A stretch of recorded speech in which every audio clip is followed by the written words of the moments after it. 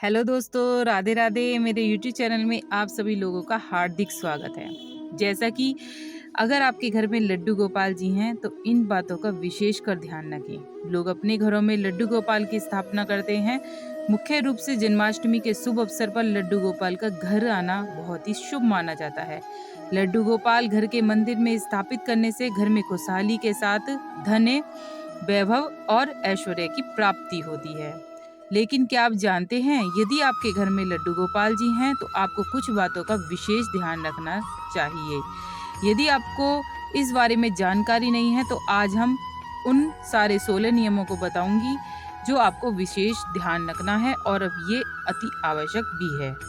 सबसे पहला नियम क्या है? सबसे पहले तो आप यह मन में बैठाना बहुत आवश्यक है कि जिस भी घर में लड्डू गोपाल जी का प्रवेश हो जाता है वह घर लड्डू गोपाल जी का ही हो जाता है। इसलिए मेरे घर का भाव मन से समाप्त होना चाहिए।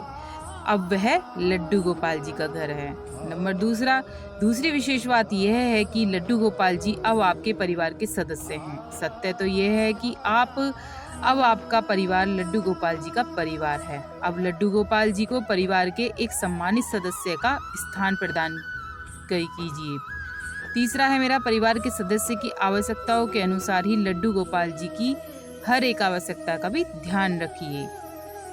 चौथा है मेरा, एक विशेष बात यह है कि लड्डू गोपाल जी किसी विशेष ताम झाम के नहीं, आपके प्रेम और आपके भाव के भूखे हैं।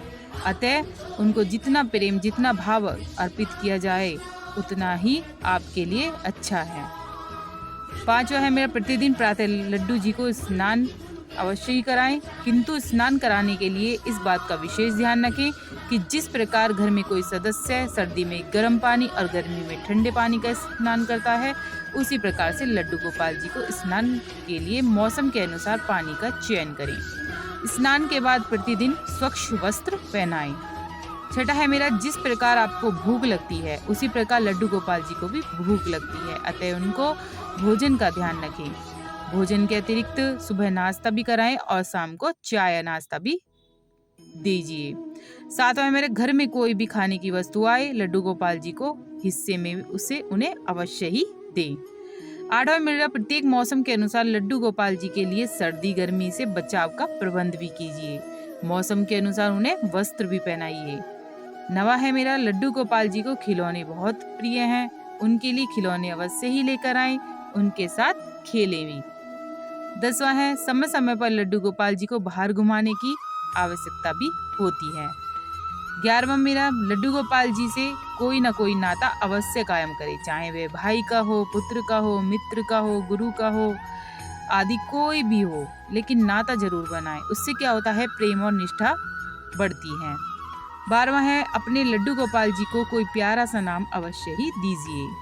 13वां है मेरा, लड्डू गोपाल जी से प्रेम पूर्वक बातें करें, उनके साथ खेलें। जिस प्रकार घर के सदस्य को भोजन कराते हैं उसी प्रकार से प्रेम से उन्हें भोजन कराएं। पहले लड्डू गोपाल को भोजन कराएं, उसके बाद स्वयं भोजन करें।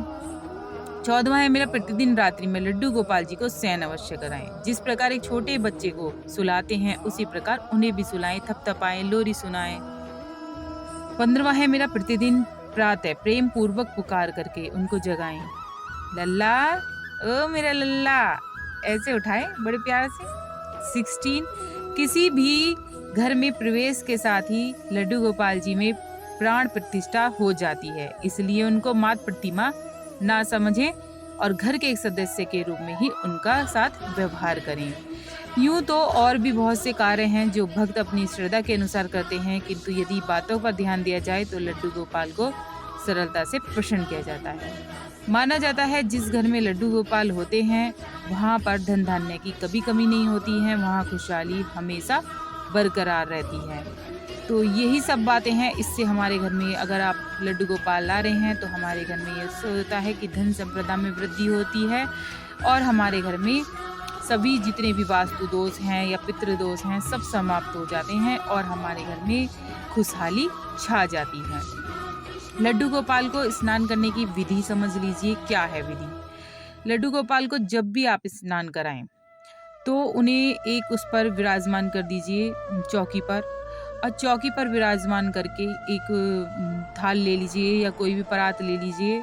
उस पर स्नान उसे लेकर उस पे चंदन आती है, गोपी चंदन, उसे लगाकर आप स्नान कराएँ उन्हें।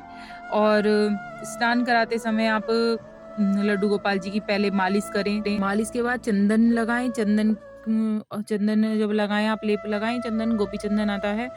और पानी के अंदर आप थोड़ा-सा कच्चा दूध और थोड़ा-सा गुलाब जल, इत्र और थोड़े से गुलाब के पत्ते, गंगा जल और तुलसी दल ज़रूर मिलाएँ। इन सबको मिलाकर नहलाकर अच्छी तरह से और अच्छी तरह टॉवल से पोंछकर तब आप इन्हें श्रृंगार पहनाएँ अच्छे से। तो वीडियो अच्छी लगती है तो लाइक ज़रूर करिएगा, सब्सक्राइब ज़रूर करिएगा चैनल को, जो आपको वीडियो आगे मिलती रहें।